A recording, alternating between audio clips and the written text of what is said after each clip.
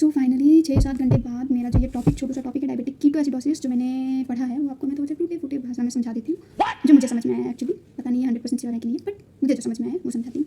Okay, सो एक minute.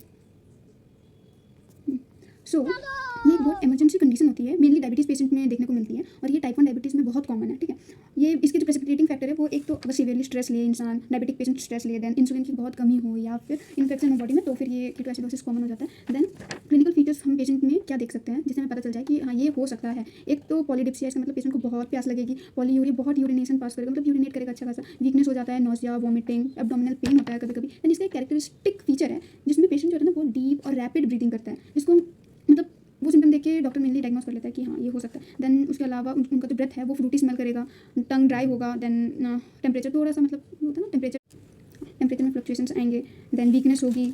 अब इसके बाद हम लोग मतलब इन्वेस्टिगेशंस क्या क्या कर सकते हैं, यूरिन सैंपल कलेक्ट करके उसमें glucose and ketone bodies test कर सकते हैं, प्लाज्मा में ग्लूकोज लेवल बढ़ा हुआ मिलेगा, कीटोन का जो प्लाज्मा में कीटोन वैल्यू रहेगा वो रेस्ट रहेगा, देन सोडियम लो हो सकता है, ब्लड ग्लूकोज लेवल 250 mg/dl से ज़्यादा रहेगा, हो सकता है मेनली। ये कुछ तो हो रहा है मेरे फ़ोन के साथ, मुझे समझ नहीं आ रहा, खैर छोड़ो। कहाँ तक किया था, मैनेजमेंट का नहीं, इन्वेस्टिगेशन कर लिए थे, मैनेजमेंट इसमें हम क्या क्या कर सकते हैं। अब एक्चुअली ये इमरजेंसी सिचुएशन है तो फिर हम पेशेंट, अच्छा होगा हम पेशेंट को लेकर चले जाएं हॉस्पिटल। अब हॉस्पिटल में वो संभालेंगे।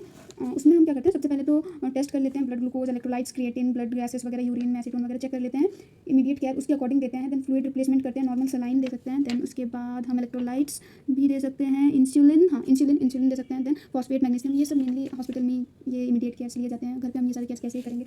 तो हाँ, अगर ऐसा सिचुएशन कहीं पे किसी पेशेंट में दिखे तो आप उसको हॉस्पिटल लेके जाइए, क्योंकि एक इमरजेंसी कंडीशन है, आगे चल के ये दूसरे ऑर्गन्स को भी अफेक्ट कर सकता है। तो अच्छा होगा कि हम इसका प्रॉपर ट्रीटमेंट करवाएं। आज का टॉपिक कंप्लीट हुआ फाइनली, एक तो हुआ, कुछ तो पूरा दिन में मैंने किया।